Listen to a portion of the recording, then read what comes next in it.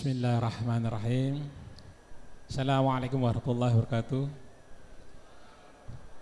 Alhamdulillah nahmadu wa nasta'inuhu wa nastaghfiruh wa na'udzubillahi min sururi anfusina wa min sayyiati a'malina.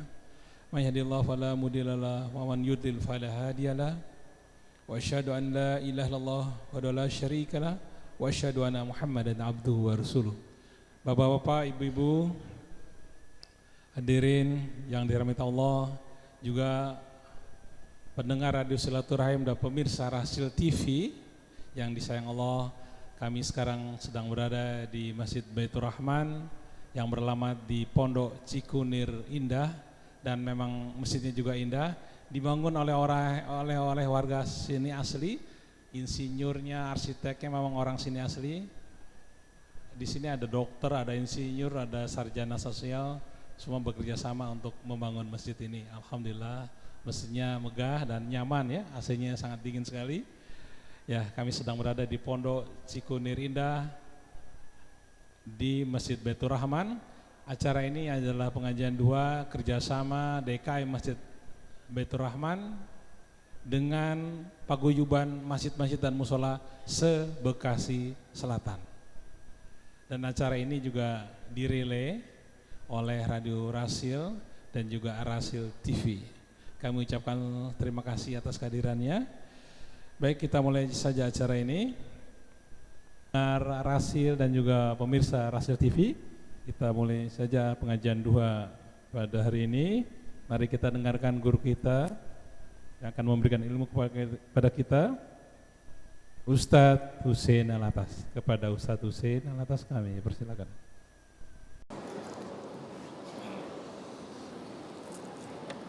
Bismillahirrahmanirrahim. Alhamdulillahi rabbil alamin. Hamdan katsiran tayyiban mubarakan fihi kama yuhibbu rabbuna wa yarda. Allahumma salli wa sallim wa barik ala abdika wa rasulika Muhammadin wa alihi wa sahbihi wa sallim. Rabbana atina min ladunka rahmah wa hayyi' lana min amrina rasyada. Allahumma anta waliyuna fid dunya wal akhirah. Akhrijna minadh dhulumati ilan nur wahdina ila siratikal mustaqim. Waj'alna hudatan muhtadin wa la taj'alna dhallina mudhillina birahmatika ya arhamar rahimin.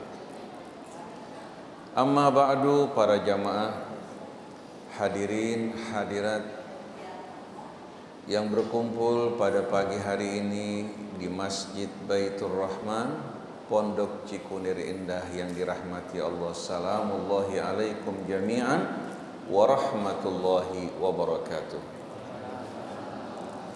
Yang saya hormati DKM Masjid Baitur Rahman, Bapak Muhammad Yusuf beserta seluruh jajaran pengurusnya, demikian pula para jamaahnya, demikian pula kepada Ketua Paguyuban Masjid dan Musalla Bekasi Selatan yang berkumpul pada pagi hari ini di masjid yang penuh dengan suasana yang amat indah. Semoga rahmat Allah tercurah atas kita semua, baik yang lahir maupun yang batin, baik untuk kita, keluarga kita, masyarakat kita, umat dan bangsa kita di dunia maupun di hari akhirat nanti. Semoga Allah mengampuni dosa-dosa kita yang lampau, memperbaiki kehidupan kita yang amat berharga, yang tersisa, yang akan menentukan nasib kita di hari kemudian nanti.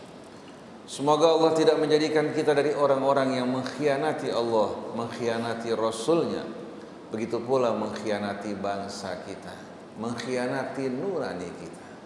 Semoga senantiasa kita berjalan dalam kebersihan, kejujuran, berpegang teguh pada tali Allah, meneladani Nabi besar kita Muhammad sallallahu alaihi wasallam dan bersatu dalam agamanya. Amin ya rabbal alamin. Sebelum saya mulai kajian renungan bersama-sama di bawah naungan Al-Quran Al-Karim, Saya akan bacakan beberapa ayat pilihan dari Al-Baqarah, Al-Imran. Kita awali dengan pembacaan suratul Fatihah bersama-sama ya.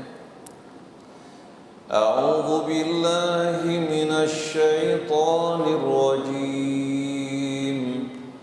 Bismillahirrahmanirrahim.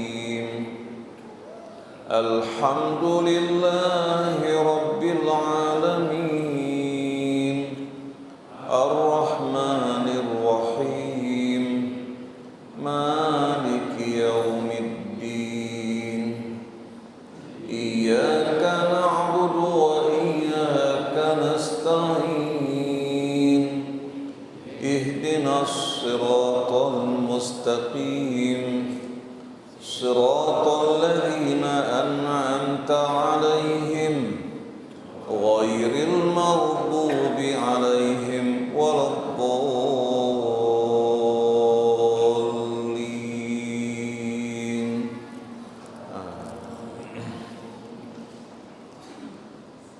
Kana an-nasu ummatan wahidatan fab'atha Allahu an-nabiyyina mubashshirina wa munzirin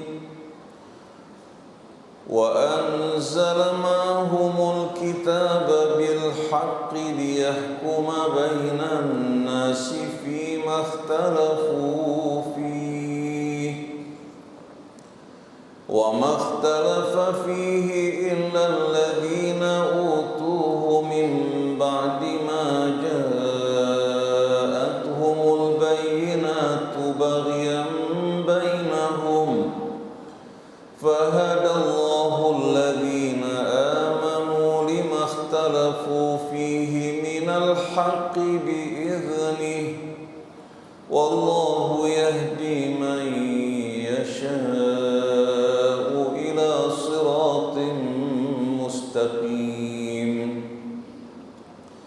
A'udzu billahi minasy syaithanir rajim. Syahidallahu annahu la ilaha illa huwa wal malaikatu wa ulul ilmi qa'iman bil qist. La ilaha illa huwal azizul hakim. Inna ad-dina 'indallahil islam wa ma ikhtalafa alladhina utul kitaba illa min ba'di ma ja'ahumul 'ilmu baghyan bainahum wa man yakfur bi ayatillahi fa innallaha sari'ul hisab. Fa in hajjuka faqul aslamtu wajhiya lillahi wa man ittaba'an wa qul lil ladzina utul kitaba wal ummiyina a aslamtum fa in aslamu faqad ihtadaw wa in tawallaw fa innama 'alaikal balagh wallahu basirun bil 'ibad. A'udzu billahi minasy syaithanir rajim.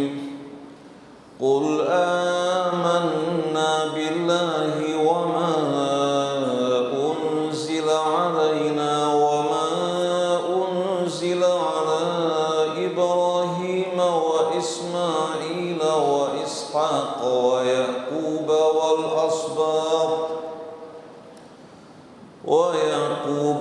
asbat wa ma utiya Musa wa Isa wan nabiyyuna min rabbihim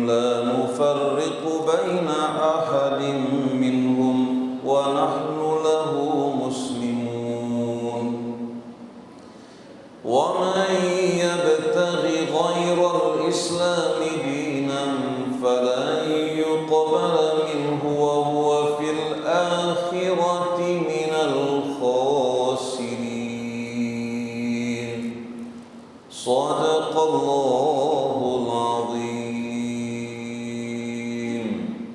Sadaqallahul azim wa sadaqa rasuluhul karim.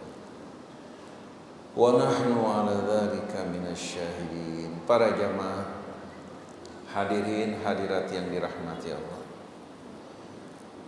Rasul merupakan seorang duta yang diutus oleh Allah, menyampaikan apa yang Allah Subhanahu wa taala perintahkan kepadanya, tidak menambahkan sesuatu dan tidak mengurangi. Menerangkan isi-isi Alkitab.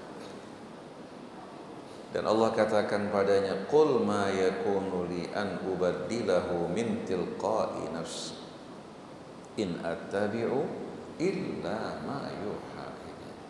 Katakan wahai Rasulullah, umumkan di tengah-tengah umatmu, aku tidak punya wewenang untuk menggantikan, mengubah ayat-ayat Allah sekehendak hatiku. Aku ini hanya seorang Rasul yang mengikuti apa yang diwahyukan padanya. Oleh karena itu, saya yang bukan Nabi dan bukan Rasul, yang menjadi pengikutnya juga ingin menyampaikan ayat Allah, menerangkannya, tidak menambahkan sesuatu dan tidak mengurangi. Ini kewajiban kita orang yang beriman, yang Allah perintahkan untuk berpegang pada talinya, yaitu kitab sucinya dan agamanya. Allah melarang kita untuk bercerai-berai, bergolong-golongan hingga melemahkan kekuatan kisah dan akan mengobarkan kebencian, permusuhan disebabkan karena kefanatikan kita. Tapi di saat kita bersatu dalam Islam, berserah diri kepada Allah, mengikuti petunjuk kitabnya, insya Allah kita akan dapat dengan mudah membangun bangsa kita, negeri kita. Masjid yang begini indah, tanpa kebersamaan tidak akan terbangun. Beda kalau masjid ini dibangun dengan bantuan dari luar negeri atau bantuan pemerintah, yang menikmatinya tidak sama dengan mereka, orang-orang yang membangun sendiri, menunjukkan keislaman mereka, kesiapan mereka mengorbankan sebahagian milik mereka sebagai tanda syukur mereka, dan bersama-sama mereka menghadapkan wajah mereka kepada Allah. Mereka bersatu dalam masjid menghadapkan wajah mereka, apapun latar belakang suku mereka, bangsa mereka, warna kulit mereka, bahkan apapun latar belakang organisasinya maupun madhabnya. Karena semua ini bukan yang datang dari Allah Subhanahu wa ta'ala, tapi ini merupakan, hadirin sekalian, ujian dari Allah untuk kita semua. Perbedaan ini sebagai ujian dari Allah, tapi yang Allah haruskan atas kita semua untuk kita pegang sebagai petunjuk adalah kitab sucinya dan petunjuk nabinya. Para imam yang berupaya untuk tampil menerangkan ajaran Allah, mereka bukan nabi dan rasul. Oleh karena itu sikap kita terhadap mereka berbeda dengan sikap kita terhadap Rasul, terhadap kitab suci Al-Quran. Pendapat manusia berbeda wajar, tapi yang datang dari Allah, dari syariatnya, tidak akan diperselisihkan di antara para imam. Oleh karena itu Bapak Ibu, tidak akan menjumpai pertentangan di antara imam dengan imam yang lain dalam syariat Allah.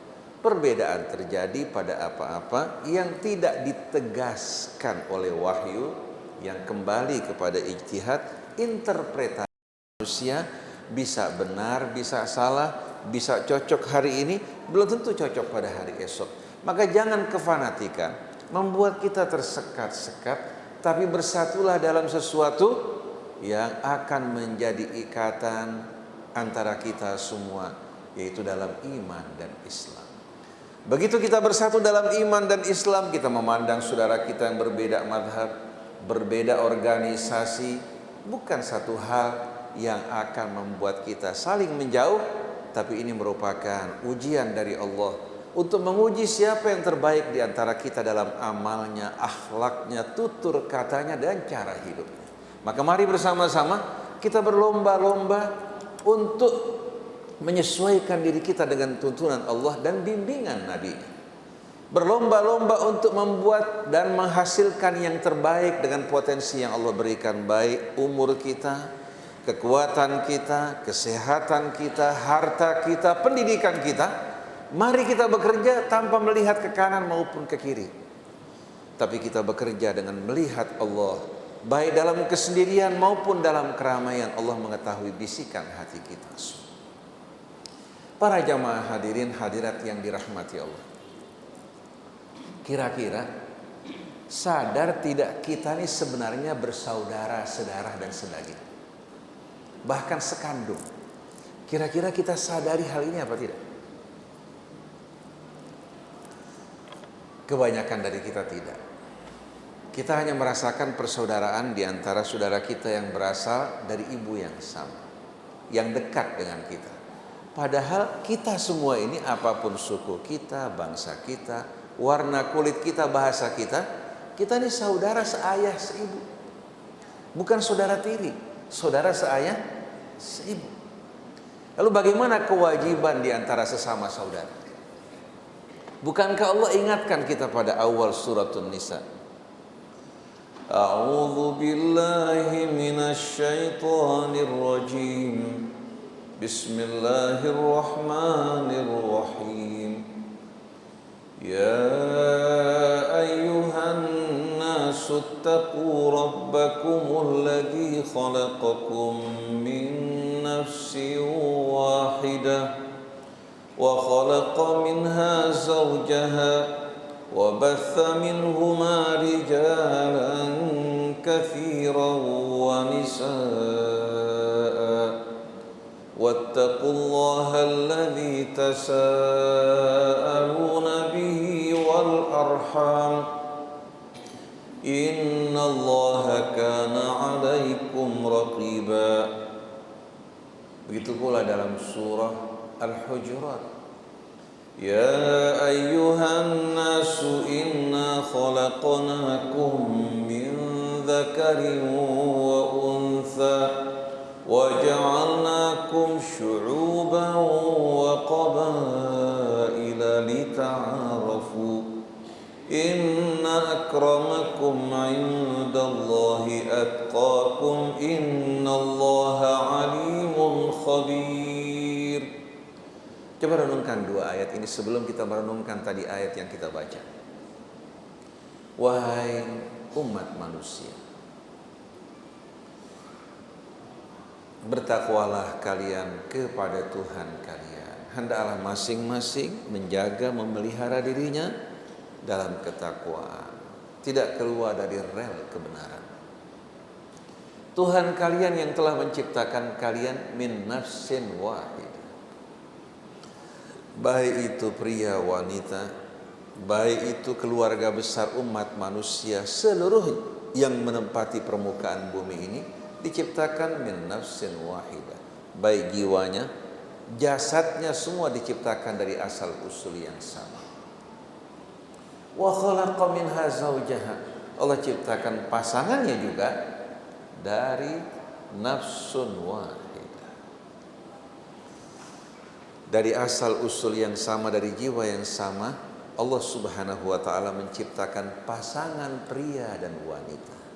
Maka Allah katakan an-nisa syaqaiqur rijal, wanita belahan jiwa kaum pria.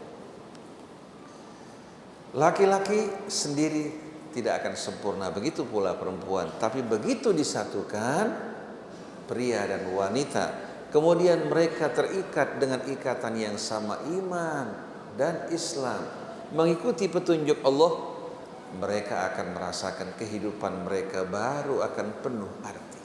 Tujuan hidup mereka jelas, mereka tahu dari mana mereka berasal, kemana mereka akan pergi, untuk apa mereka hidup, dan bagaimana cara hidup mereka yang benar. Kemudian wabatha minhuma rijalan katsiran wa nisaa, Allah mengembangbiakkan pria wanita bersuku-suku, berbangsa-bangsa, beraneka rupa dari sepasang anak manusia tersebut, yaitu kakek, nenek atau ayah ibu kita. Lalu Allah ingatkan, Wattaqullah, bertakwalah pada Allah. Alladzi tasaaluna bih, tempat kalian memohon. Kalau kalian memohon, kalian menyeru, memanggil nama Allah.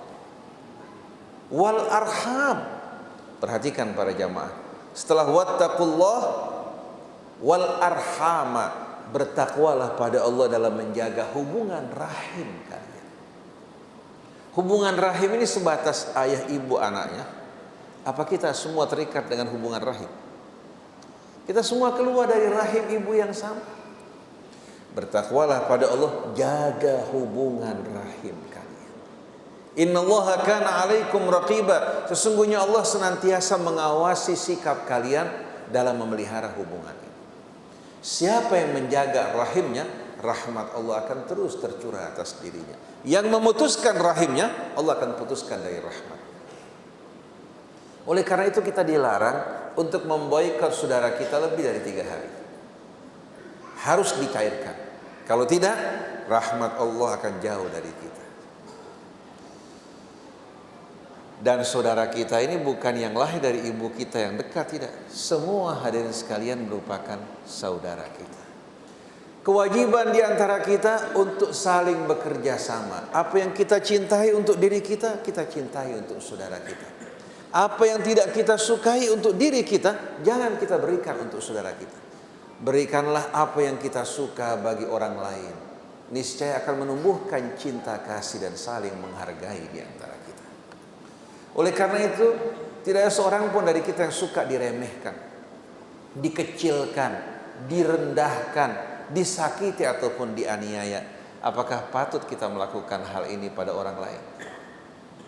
Oleh karena itu, Allah menjelaskan kepada kita al-karamatul insaniyah, kehormatan manusia, hak asasinya yang wajib kita jaga dengan ketakwaan pada Allah.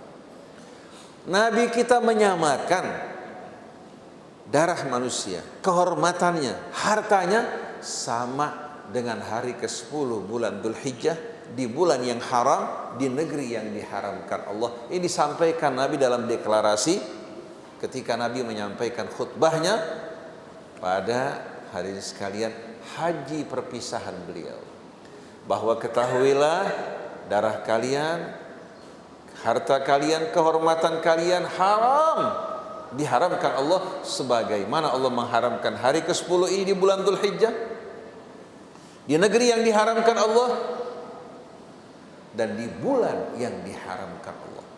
Berarti manusia apapun sukunya, bangsanya, warna kulitnya, statusnya, dia memiliki karomah di sisi Allah. Allah haramkan atas dirinya untuk berbuat aniaya pada hambanya. Lalu bagaimana kalau seorang hamba berbuat aniaya terhadap sesama? Oleh karena itu yang diperlukan bangsa Indonesia ini, kaum muslimin, menyadari akan kemuliaan dirinya, baik dalam hatinya maupun kemuliaan saudaranya dalam hati. Karena kalau dia hanya merasakan kemuliaan dirinya, tidak merasakan bahwa saudaranya juga memiliki hak yang sama, dia akan berbuat aniaya, mengecilkan dan merendahkan orang lain. Sebagaimana Allah melarang dirinya untuk menganiaya diri sendiri, untuk menodai kehormatannya, Allah juga melarang dirinya untuk menodai kehormatan orang lain. Oleh karena itu, siapa yang mencaci saudaranya sama dengan mencaci diri sendiri. Sampai Allah katakan wala talmizu anfusakum, jangan kalian caci maki diri kalian sendiri. Kita tahu tidak mungkin orang memaki diri sendiri kan, tapi begitu dia memaki orang lain sama dengan memaki diri sendiri. Dia membuka jalan bagi orang untuk merendahkan dan mengecilkan. Oleh karena itu tidak mungkin kehidupan kita akan penuh keseimbangan dan keharmonian tanpa kita bertakwa. Bertakwa ini artinya kita mengikuti petunjuk Allah dalam memelihara keseimbangan dan keharmonian kita. Kenapa dengan mengikuti petunjuk Allah? Karena Allah Tuhan yang maha kaya, yang maha kasih penyayang, yang tidak butuh kepada kita. Maka setiap aturan dan petunjuk Allah semuanya untuk kepentingan kita, bukan untuk keuntungan Allah. Tapi kalau datang dari manusia, tidak akan terlepas dari kepentingan pribadinya, kepentingan kelompoknya. Kalau datang dari satu negara, tidak akan terlepas dari kepentingan bangsanya. Oleh karena itu hanya Allah yang hadirin sekalian maha adil, yang penuh kebijaksanaan. Semua manusia di mata Allah hambanya.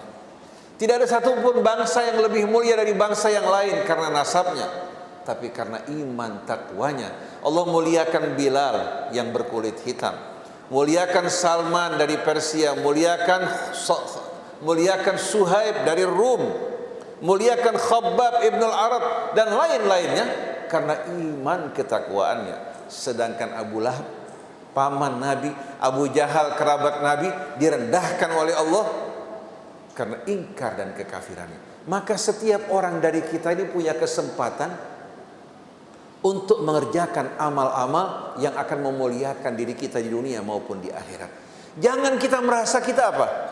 Lebih kecil, atau kesempatan kita dibandingkan orang lain jauh tertinggal. Jangan sekali kita memandang kecil diri kita.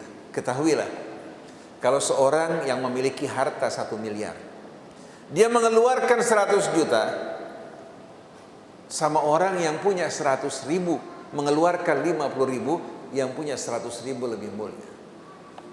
Allah bukan lihat jumlahnya, Allah lihat kebesaran hatinya. Yang memiliki 100 ribu dia keluarkan 50% dari hartanya.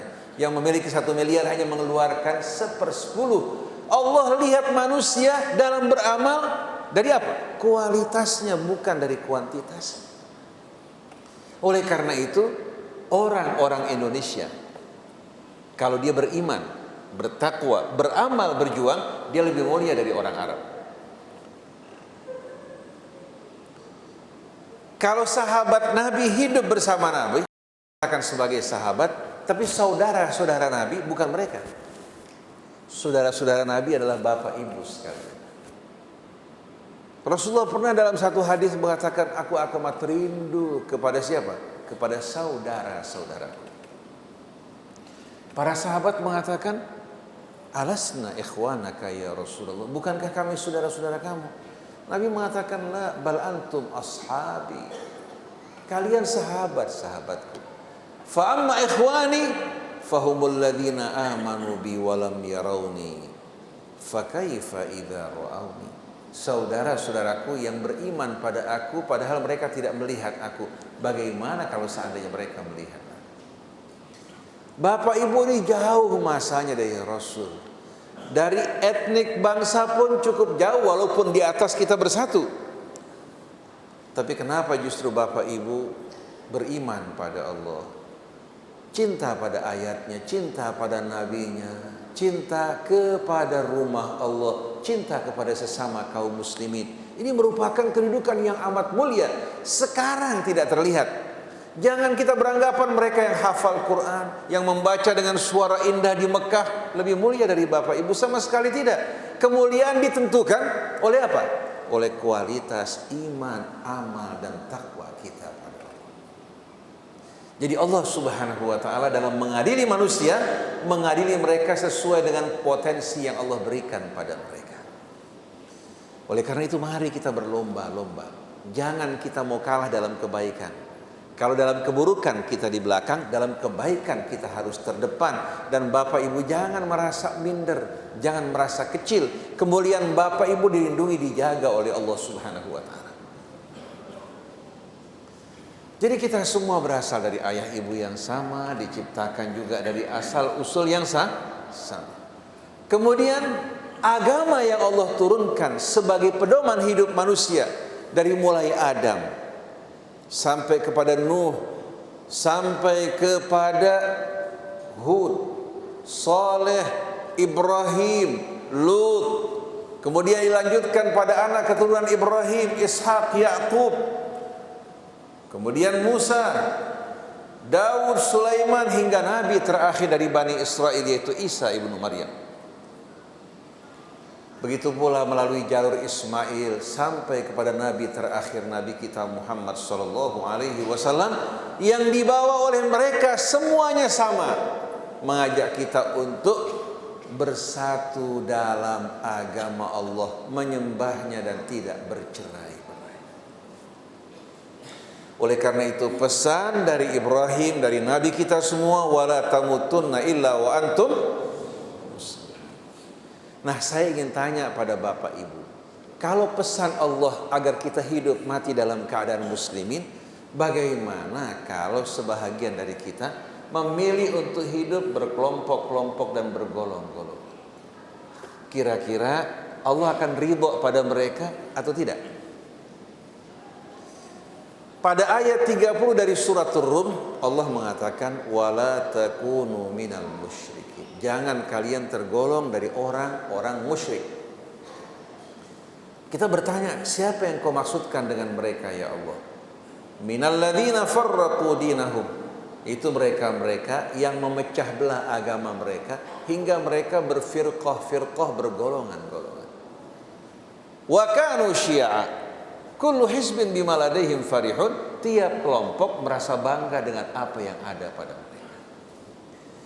Oleh karena itu, kenapa kita harus bercerai-berai? Bukankah Tuhan kita sama, Nabi kita sama, agama kita sama, kitab kita pun sama? Kalau perbedaan pendapat, pada masa Nabi pun terjadi antara sahabat Nabi. Tapi pendapat pada apa yang tidak ditegaskan oleh Allah. Di mana pendapat dibutuhkan dalam menghadapi setiap situasi, kondisi. Kondisi berubah, pendapat bisa berubah. Sebagai contoh, kalau ada dokter yang datang dalam pengajian hari ini, pasti dia akan menjawab. 3-4 pasien dengan kasus yang sama, belum tentu obat yang diberikan sama. Kalau berat badannya berbeda, atau ada kemungkinan hadirin sekalian, pasien alergi terhadap obat tertentu. Walaupun obat tersebut merupakan obat yang terbaik, tapi kalau diberikan akan menimbulkan bahaya yang lebih besar, si dokter akan menggantikan dengan obat yang lain walaupun kasusnya yang sama. Saya punya teman, wajahnya hangus semua karena diberikan obat oleh seorang dokter. Saya tanya, kamu makan Bactrim ya? Karena kasus penyakitnya kebetulan pencernaan. Betul Ustaz. Saya bilang seharusnya dokter sebelum memberikan obat itu bertanya, kamu ada alergi terhadap Bactrim apa tidak? Wajahnya hangus.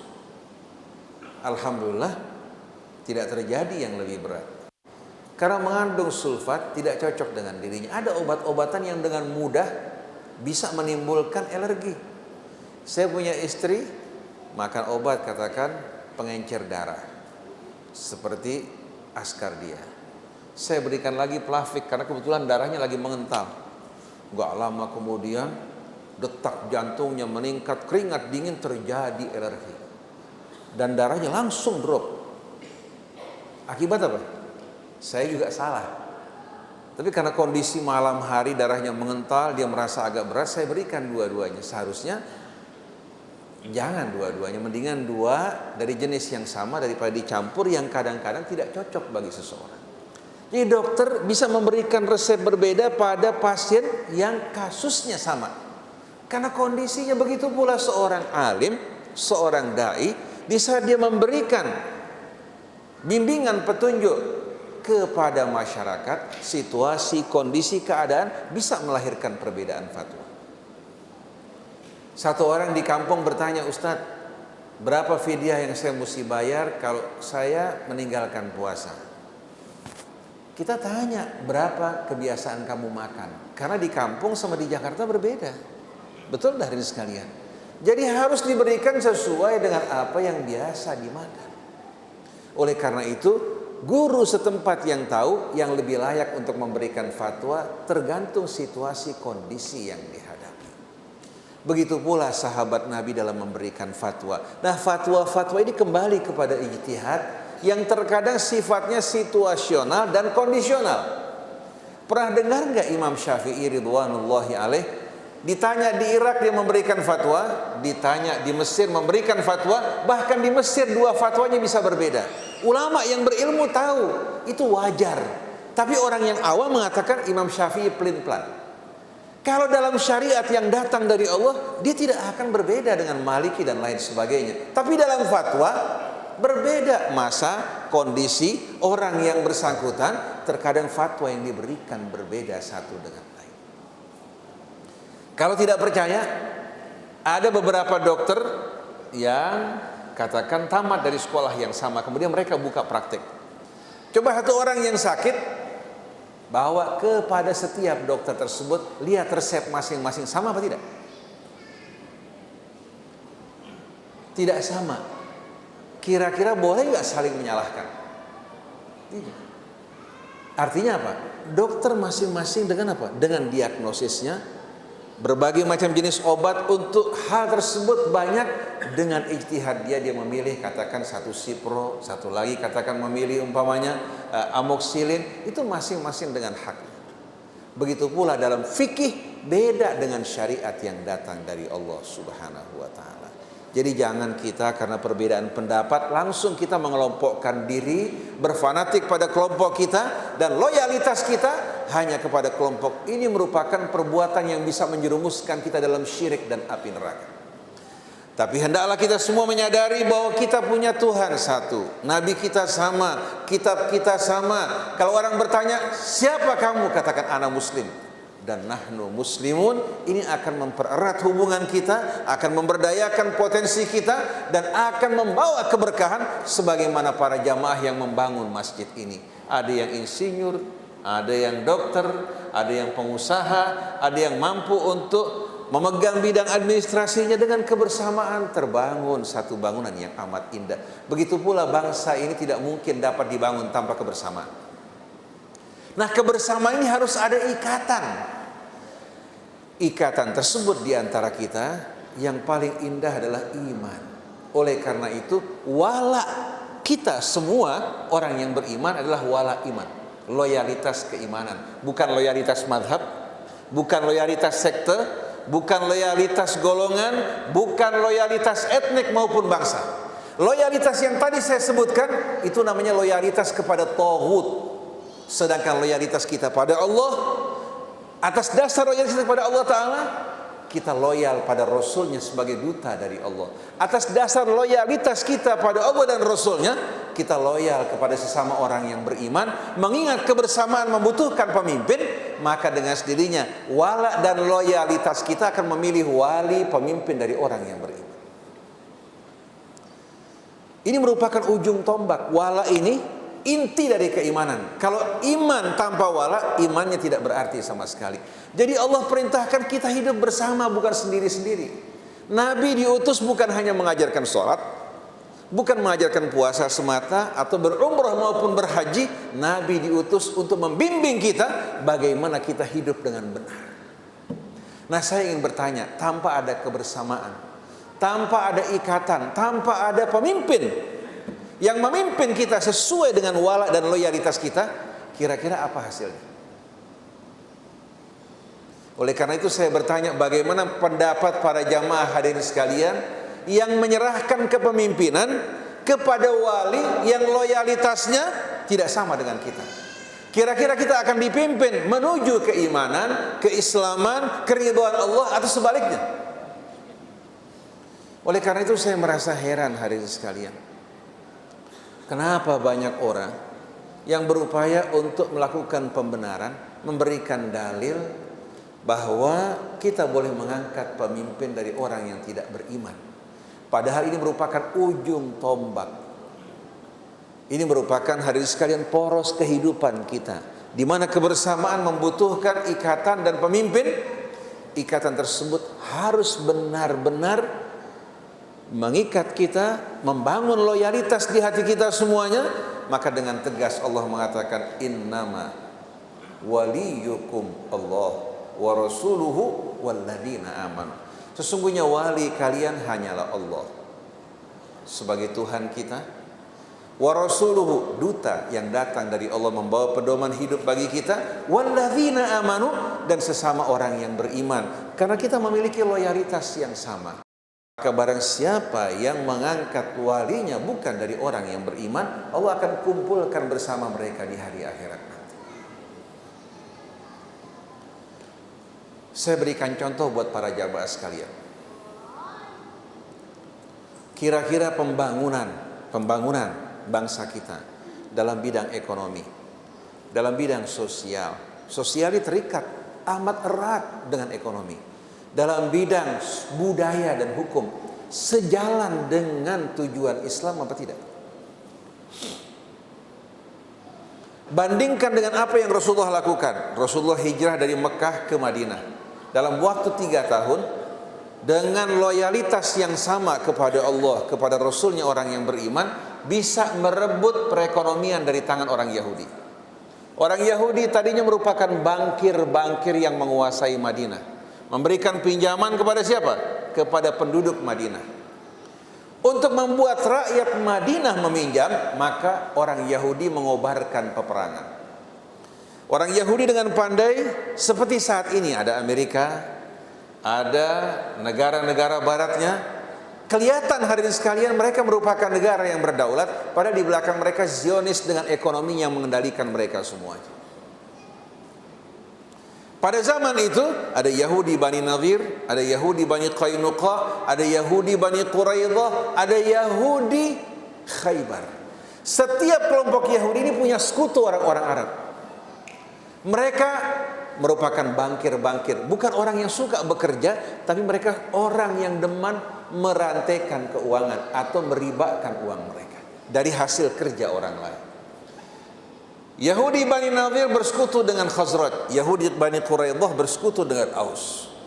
Untuk membuat sekutu ini memberikan keuntungan buat mereka, mereka mengobarkan peperangan.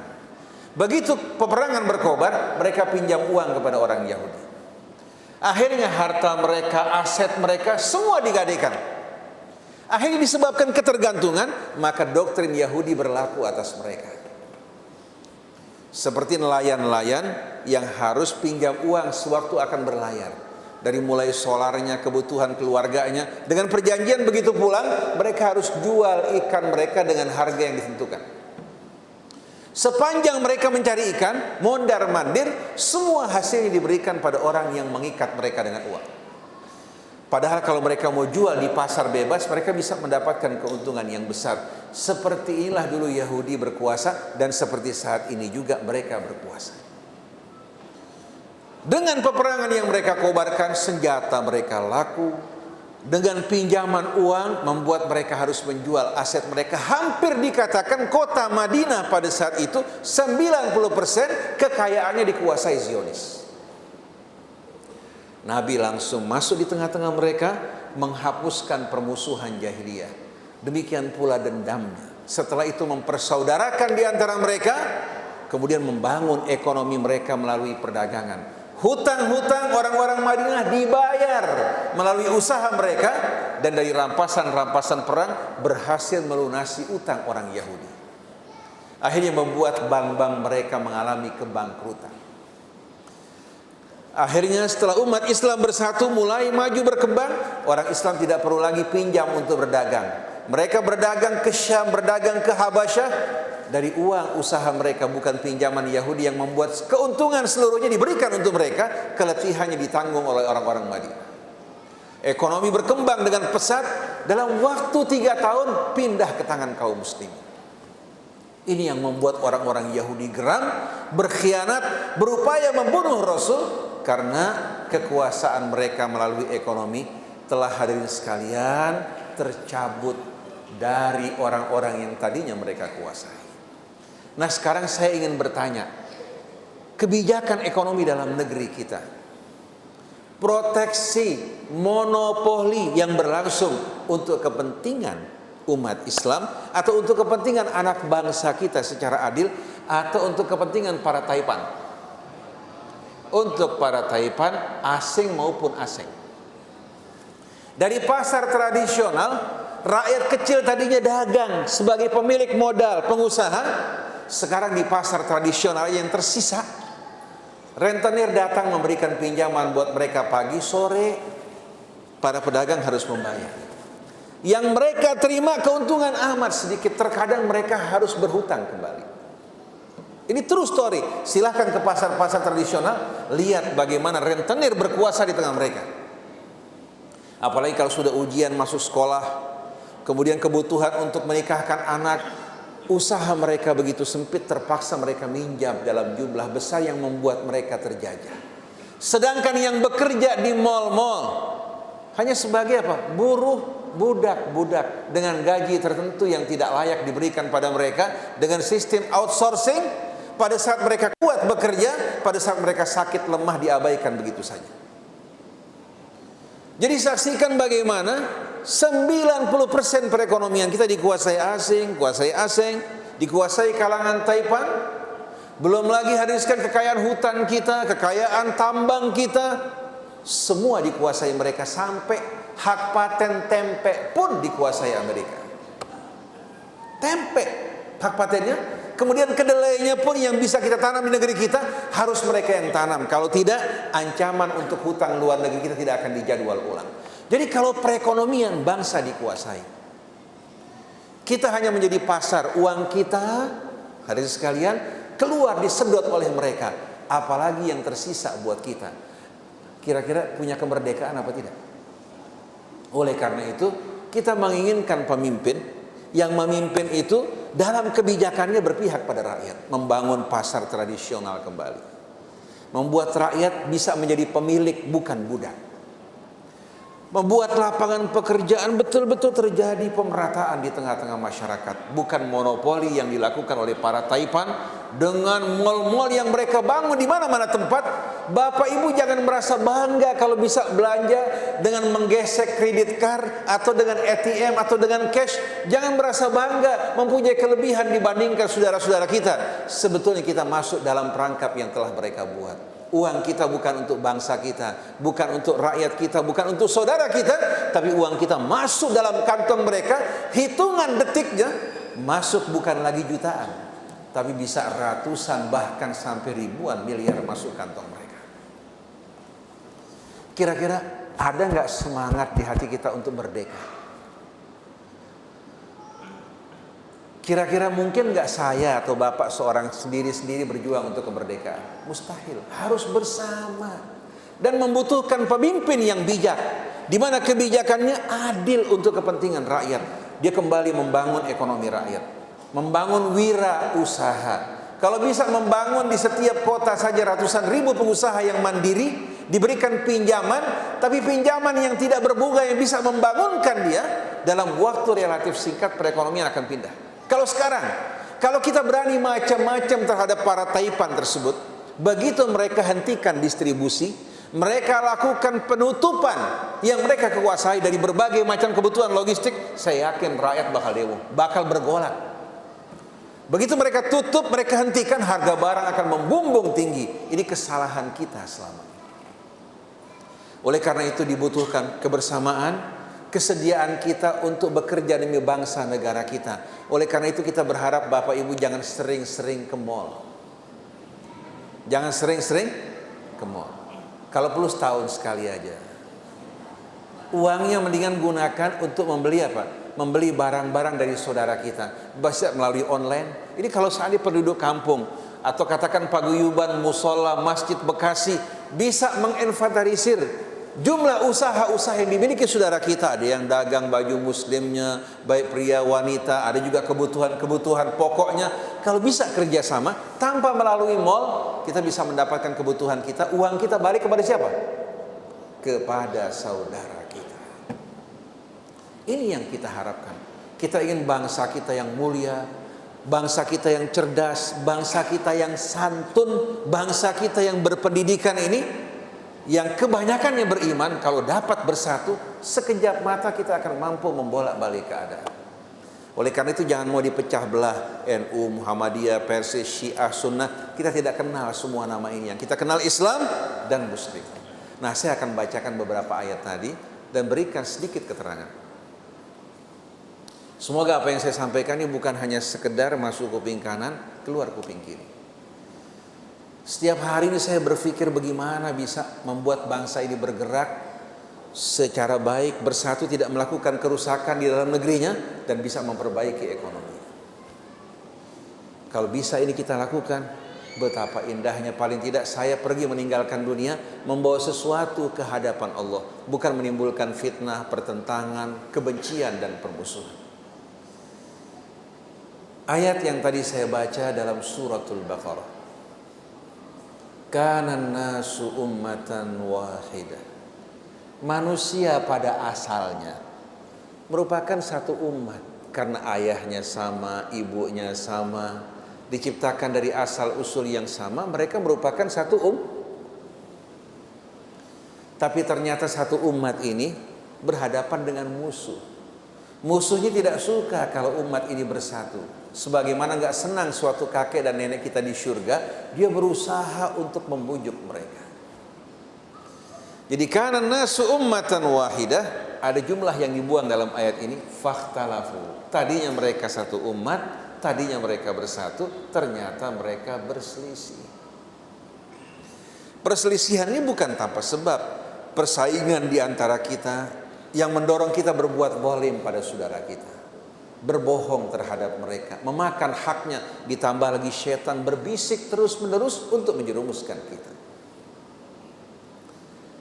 Untuk memperbaiki keadaan umat yang tadinya bercerai-berai ini, fa ba'atsallahu an-nabiyina mubasysyirin. Allah mengutus para nabi, memberikan kabar gembira bagi mereka yang menyambut dan beriman, wa mundhirin, memberikan peringatan kepada mereka yang tergelincir dan menyimpang dari kebenaran. Wa anzala ma'ahumul kitaba bil haqq, dan Allah turunkan kepada mereka Alkitab yang berisikan kebenaran yang tidak meragukan. Liyahkuma bainan nasi, wa anzala ma'ahumul kitaba bil haqqi liyahkuma bainan nasi bil qist.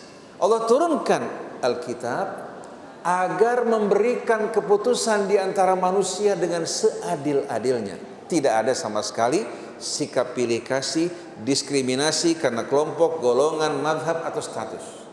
Hukum Allah seperti air, walaupun dalamnya berbeda-beda, ada yang 3 meter, ada yang 2 meter, permukaannya sama. Di hadapan siapapun sama, tidak berbeda-beda.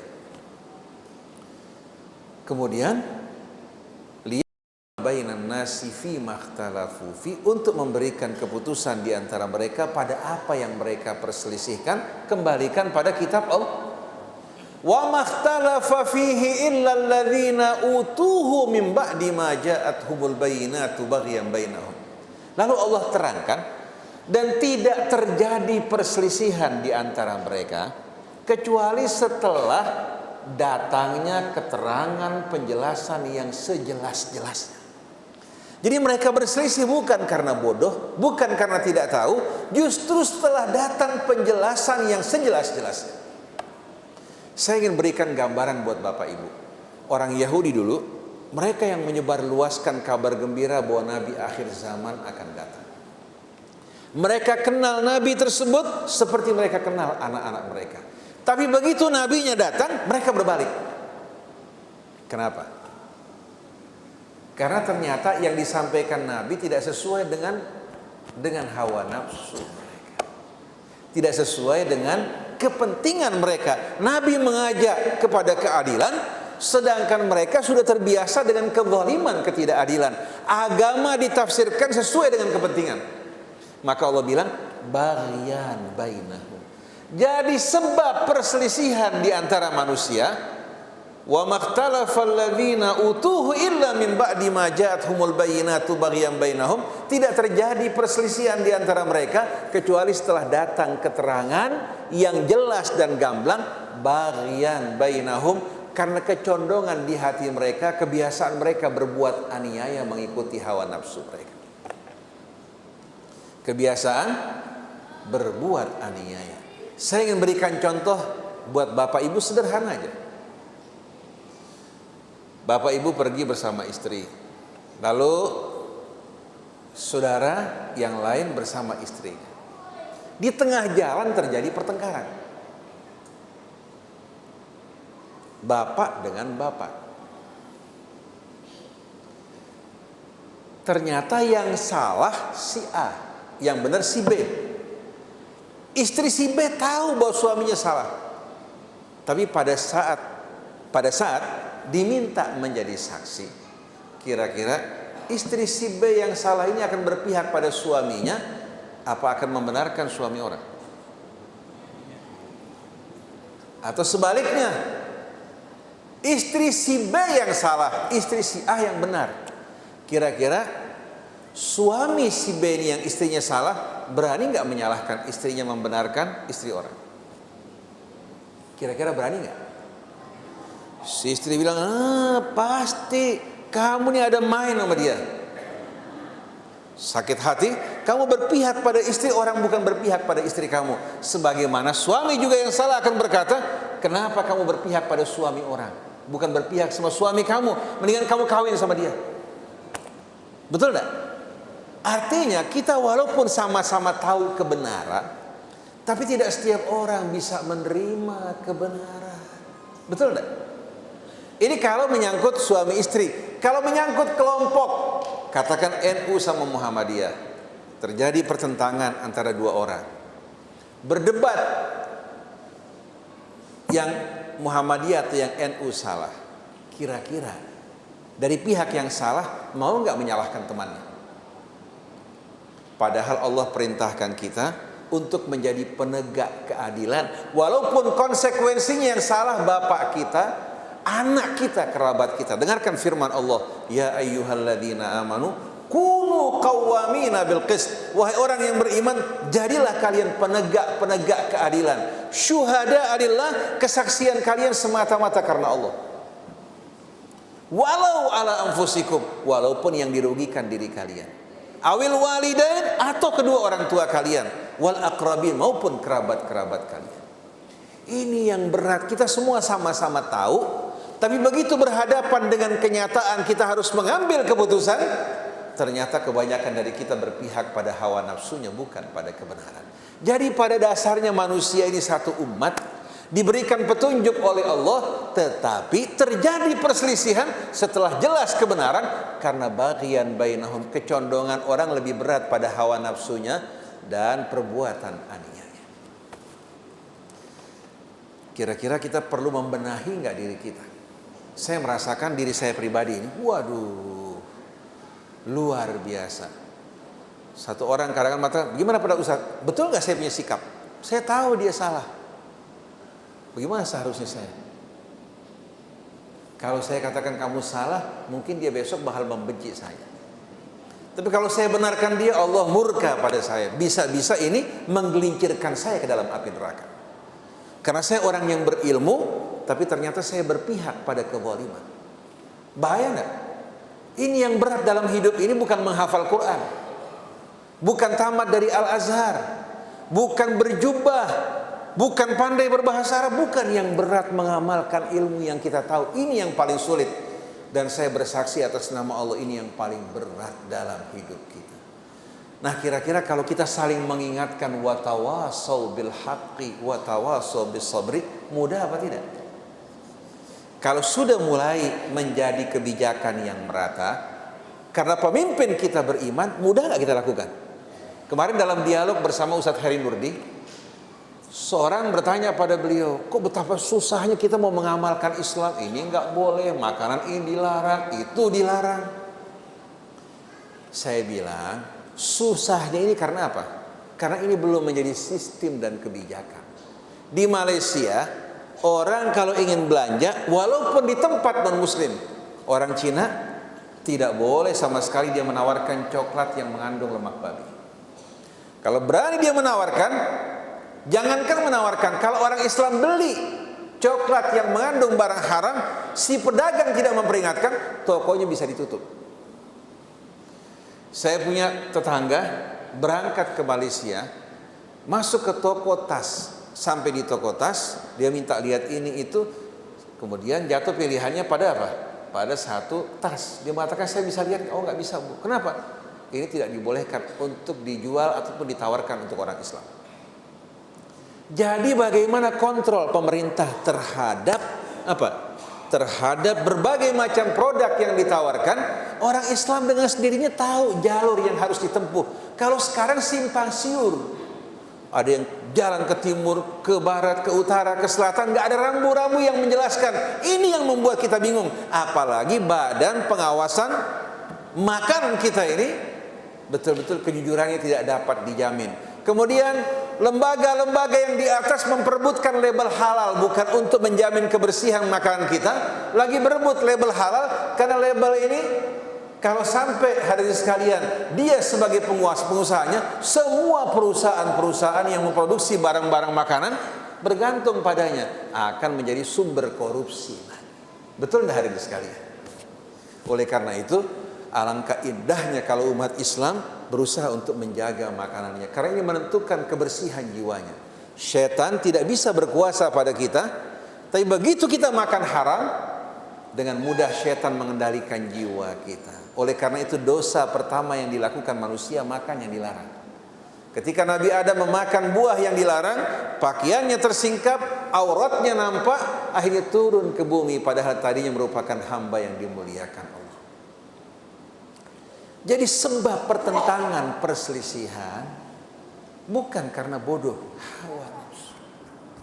Lalu Allah katakan fahadallahu alladhina amanu limakhtalafu fihi minal haqqi biidzni.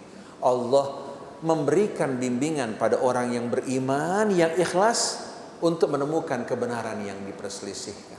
Wallahu yahdi may yasha'u ila siratim mustaqim. Allah akan memberikan hidayah petunjuknya bagi siapa yang dikehendaki ke jalan yang lurus.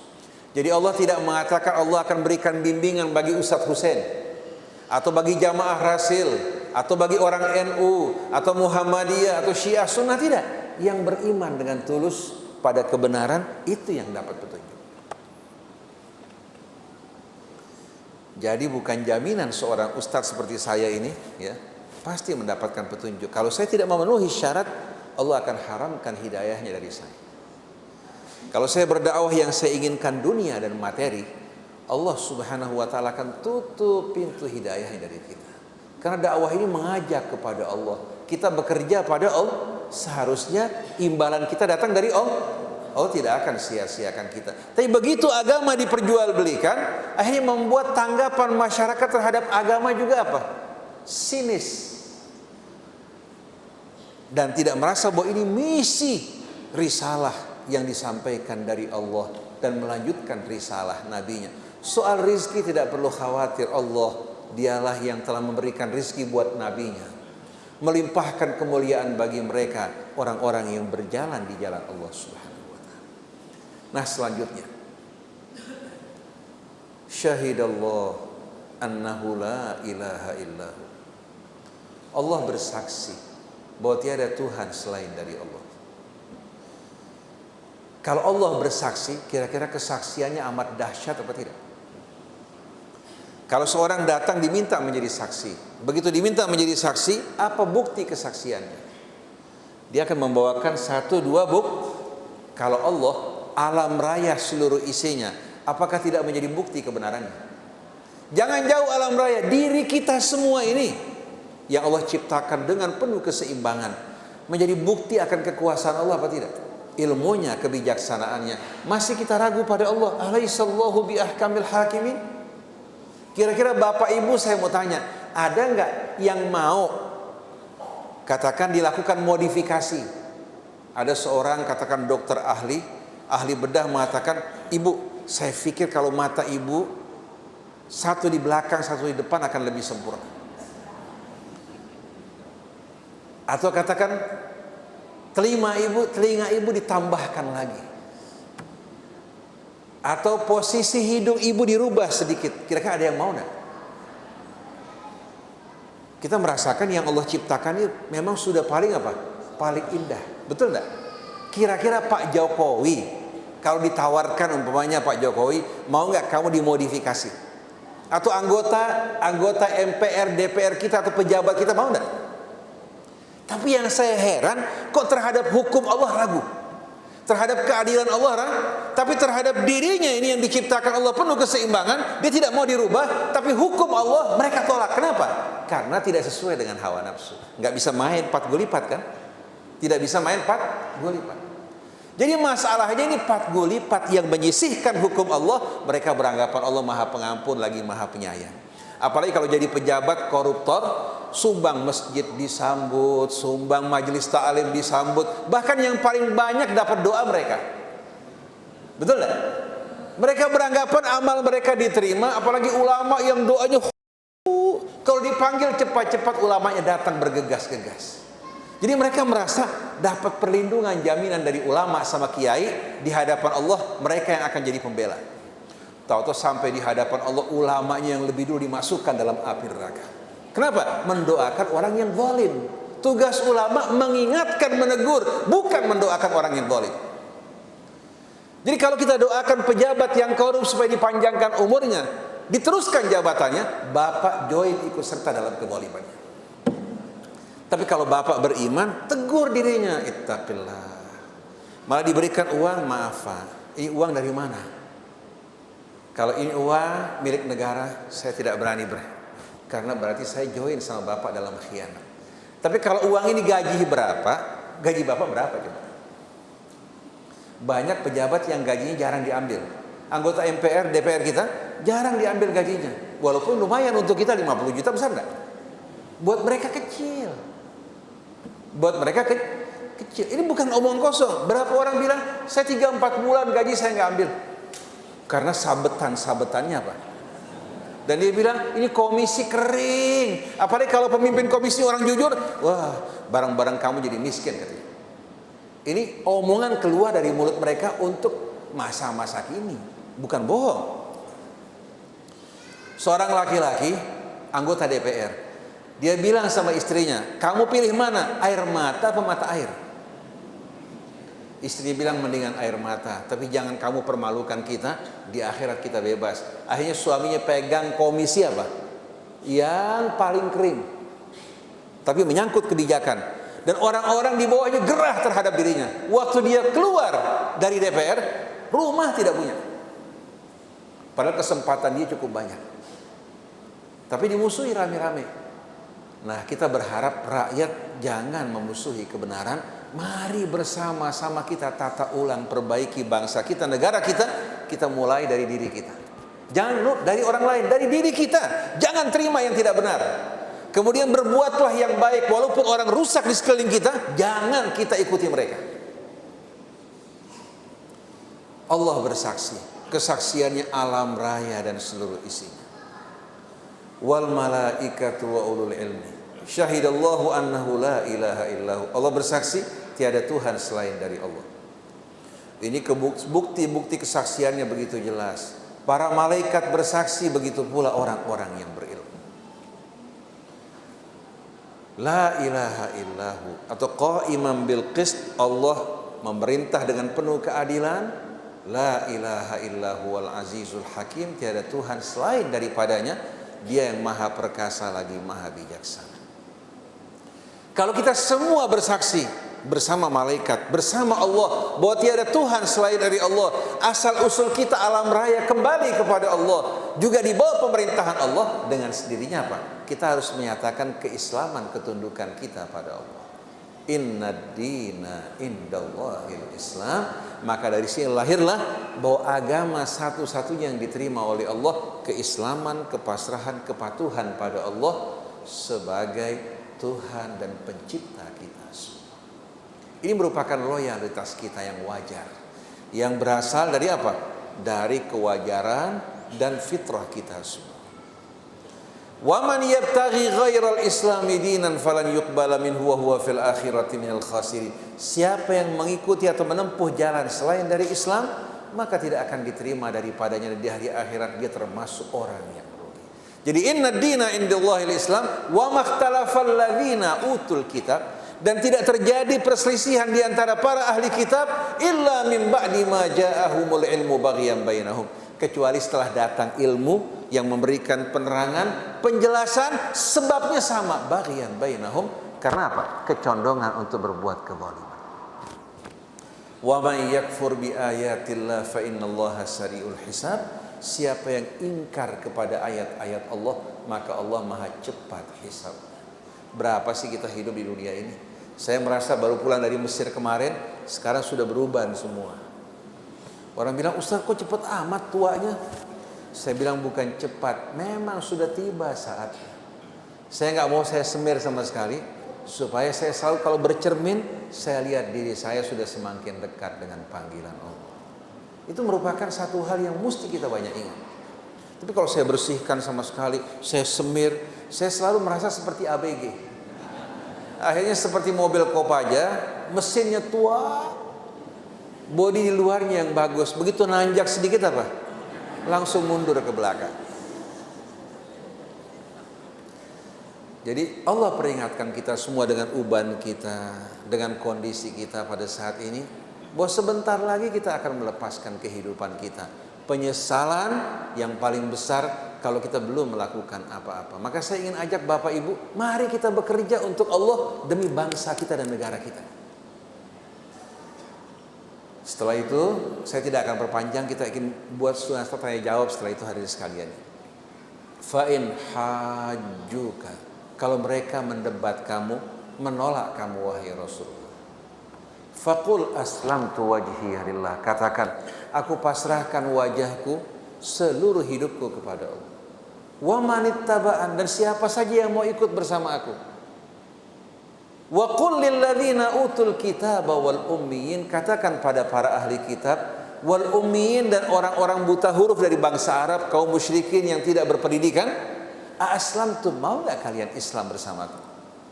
Fa in aslamu faqad ihtadaw, kalau mereka mau masuk ke dalam Islam, bersatu dalam agama Allah, berarti mereka mengikuti bimbingan petunjuk Allah. Wa in tawallaw, kalau mereka berpaling, fa inna ma 'alaikal balagh, tugas kamu wahai Rasulullah hanya memberikan peringatan, menyampaikan risalah Allah, bukan menghakimi mereka. Wallahu basirun bil ibad, Allah Maha tahu tentang hambanya yang mana yang beriman, mana yang baik dan mana yang tidak. Nah, tugas saya juga bukan menghakimi orang, menyampaikan amanat Allah, risalah Allah apa adanya. Saya berharap dengan ini Allah ampuni dosa saya, masukkan rahmat saya, dan berharap jamaah-jamaah kita kaum muslimin di negeri kita yang mengalami kebingungan, diombang-ambingkan oleh kefanatikan, entar masuk dalam organisasi ini, organisasi itu, madhab ini, madhab itu, padahal yang di atas mengajak kepada Allah, nabinya mengajak pada Allah, tapi kita mengajak kepada kefanatikan yang membutakan kita. Masjid Baitur Rahman ini dengan kebersamaan terbangun, dan saya rasakan masuk rasanya plong suasananya. Walaupun kita perhatikan lingkungan rumahnya bukan lingkungan rumah yang mewah, tapi dengan adanya masjid seperti ini membuat paling tidak ini menjadi saksi di hadapan Allah Subhanahu wa taala. Jamaahnya mengutamakan rumah Allah, berkumpul di dalamnya, baik dalam sholat berjamaah, kalau bisa pria-prianya sholat di masjid, wanitanya juga yang tidak punya ikatan, ada anak kecil atau apa, bisa sholat di masjid. Allah tidak wajibkan wanita sholat di masjid, karena bisa saja datang bulan, bisa saja dia ada anak yang mesti dijaga. Kalau rumah kosong, anak ditinggalkan bagaimana jadi? Tapi kalau kosong, tidak ada kesibukan, apalagi wanita-wanita yang menopause, yang sudah tidak lagi mengurus anak, bisa masuk ke masjid, tempat yang baik, sholat berjamaah, mendengarkan nasihat. Betapa indahnya hadirin sekalian. Mudah-mudahan para jamaah sekalian bersama masjid-masjidnya masuk ke dalam surga insya Allah. Sebagaimana Ashabul Kahfi bersama anjing-anjingnya pun apa? Jadi bersama-sama. Betapa indahnya kalau bersama-sama, semuanya indah. Jangan kita aja yang mau masuk ke dalam surga bersama istri sama anak kita, enggak. Kita enggak merasa nyaman kecuali kalau kita beramai-ramai berkumpul bersama-sama. Ayat yang lain insya Allah kita akan lanjutkan kesempatan yang lain. Sebetulnya untuk mengundang saya itu enggak repot. Pertama, saya enggak siap dijemput kalau saya ada mobil. Biar mobil saya juga dapat pahala. Mungkin dengan mobil-mobil ini masuk surga enak sekali kan? Nggak perlu dijemput, nggak perlu siapkan juga biaya untuk membayar saya, karena yang membayar Allah. Kalau Allah yang bayar jauh lebih besar. Alhamdulillah saya punya usaha. Kalau saya mengajar tanpa mengharapkan imbalan, itu Allah kasih usaha saya luar biasa mengalirnya. Allah nggak pernah menyalahi janjinya. Tapi kalau saya terima dari jamaah sudah kecil, betul enggak? Enggak bakal mencukupi. Rezeki saya yang lain seret. Hati enggak tenang, enggak merasa bangga dengan apa yang saya sampaikan, bersyukur dengan nikmat yang Allah berikan, tapi saya merasa hati saya sesak, sempit. Saya merasa bukan membawa manfaat, malah kita bergantung pada pemberian orang. Kita berharap pemberian dari Allah, walal akhiratu khairun laka minal. Ini bukan berarti orang yang mengajar, ustadz di masjid yang mengajar tidak butuh perhatian. Kita ingin masjid ini menyiapkan dana. Guru yang mengajar Al-Quran, yang mengajar sholat anak-anak, yang mengajar akhlak mereka, perhatikan. Jangan penceramah dapat besar, guru yang mengajar susah payah nggak diperhatikan. Sedangkan kalau kursus bahasa Inggris, matematik, luar biasa orang berikan penghargaan. Gurunya datang disambut, disediakan makanan, minuman. Kalau guru ngaji datang ke rumah, anak masih tidur. Guru suruh nunggu di depan. Nggak ada penghargaan sama sekali. Betul dah sekalian. Jadi kita ingin setiap masjid punya dana untuk membiayai orang yang mengajar, bukan sebagai pemberian begitu, tapi sebagai bantuan untuk mereka biar mereka lebih fokus mengajar. Jangan mubalek apalagi yang bicaranya humor, bicara porno, bicara kotor, kita berikan imbalan. Orang seperti ini seharusnya ditinggalkan. Kalau orang bicara humor, bicara porno sembarangan, menodai kehormatan agama Allah, bangun rame-rame tinggalkan. Masa kita mau melecehkan agama kita? Kalau Ahok melecehkan agama kita nggak jadi soal. Dia bukan orang tapi kalau kita melecehkan, merendahkan, jangan salahkan kalau orang lain merendahkan agama kita semuanya. Demikianlah para jamaah sekalian. Insya Allah kalau ada waktu kosong, siapa saja yang mengundang bisa hubungi Mas Krisna. Insya Allah tidak ada hal-hal yang repot. Tapi kalau waktunya terisi ya saya minta maaf. Kalau kosong, kapan saja di musola juga saya mau datang. Yang penting waktunya kosong, tidak sama sekali mengganggu hak orang lain. Insya Allah dengan segala kemudahan saya siap untuk memenuhi undangan. Jadi jangan dianggap tarifnya tinggi. Enggak, tanpa ada tarif. Tarifnya di sisi Allah Subhanahu wa taala. Subhanakallahumma wa bihamdik asyhadu an la ilaha illa anta astaghfiruka wa atubu ilaik. Wal afu minkum. Wassalamualaikum warahmatullahi wabarakatuh. Ada tanya jawab, kita masih ada 20 menit, kalau mau silakan. Kalau ada yang mau bertanya silakan. Bagi Anda yang mau bertanya silakan. Ada? Oh, oke, ada. Assalamualaikum warahmatullahi wabarakatuh. Waalaikumsalam warahmatullahi wabarakatuh. Maaf Ustaz, ya dalam mengambil keputusan negara yang membawa kemaslahatan buat kita semua, tentu mengikuti jalur-jalur sistem yang berlaku, yaitu sistem demokrasi. Nah dalam hal ini ada satu partai politik yang tidak asing lagi, lambang dari partai politik itu Ka'bah. Tapi justru kebijakannya melawan arus nih, yaitu mendukung calon petahana. Nah ini kira-kira tanggung jawab daripada ulama mengingatkan sang pemimpin partai sampai di mana Pak Ustaz? Terima kasih Ustaz. Assalamualaikum warahmatullahi wabarakatuh. Waalaikumsalam. Kita kumpulkan 3 pertanyaan dulu ya. Bapak kita nih dari BTN, silakan nih. Silakan. Siapa? Oh, silakan. Ibu di belakang mau nanya? Boleh. Oke. Ntar ibu ke belakang ya. Assalamualaikum warahmatullahi wabarakatuh. Waalaikumsalam warahmatullahi wabarakatuh. Ada satu yang ingin saya tanyakan kepada Ustadz terkait dengan info kekinian. Info? Yaitu kekinian Ustadz. Kekinian, yang sekarang oke. lagi hangat Oke. gitu ya. Iya. Yang sekarang lagi hangat yaitu Ahok lah saya katakan. Muncul di beberapa medsos itu ada yang mengatakan bahwa ini kaitan dengan demo Ustadz. Demo itu apakah diperbolehkan dalam konteks Islam?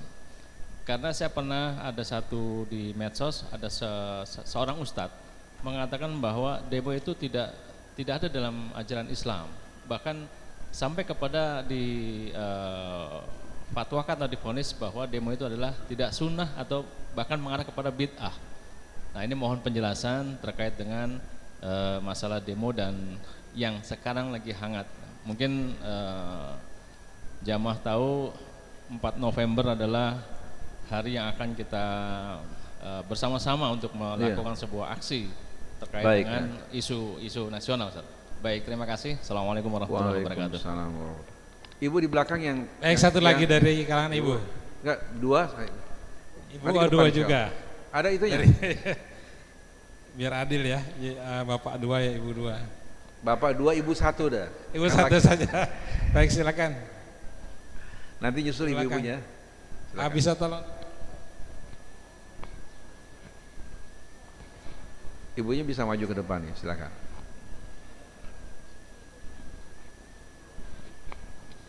Assalamualaikum warahmatullahi wabarakatuh, Ustadz. Waalaikumsalam. Saya mau bertanya, yang saya ketahui kita tidak boleh mengucapkan selamat Natal kepada orang Nasrani, orang kafir. Bagaimana hukumnya jika kita mengucapkan Gong Xi Fa Cai, selamat tahun baru Cina atau Dipawali untuk yang beragama Hindu? Baik. Terima kasih. Sama-sama. Saya nggak tahu Gong Xi Fa Cai artinya apa Indonesia? Apa artinya Indonesia? Hah? Ada yang tahu nggak terjemahannya? Enggak, Gong Xi Fa Cai arti letter luck-nya apa? Saya kurang tahu juga ya. Ala kulli hal, saya bicara mengenai pertanyaan Bapak tadi. Seperti yang saya katakan tadi, wala, loyalitas itu dalam agama kita kepada Allah, Rasulnya, dan orang yang beriman, bukan pada partai, baik PKB, P3, PKS, atau partai yang lain. Kalau partai-partai yang menamakan Islam mengkhianati Islam, kita wajib berlepas tangan dari perbuatan mereka. Pertama, kita peringati mereka, tegur mereka. Kalau mereka sama sekali mengabaikan, seharusnya umat Islam yang walaknya harus pada Allah, pada Rasulnya, pada orang yang beriman, yang akan menentukan nasibnya di hari akhir nanti, dia harus meninggalkan dukungannya bagi partai tersebut.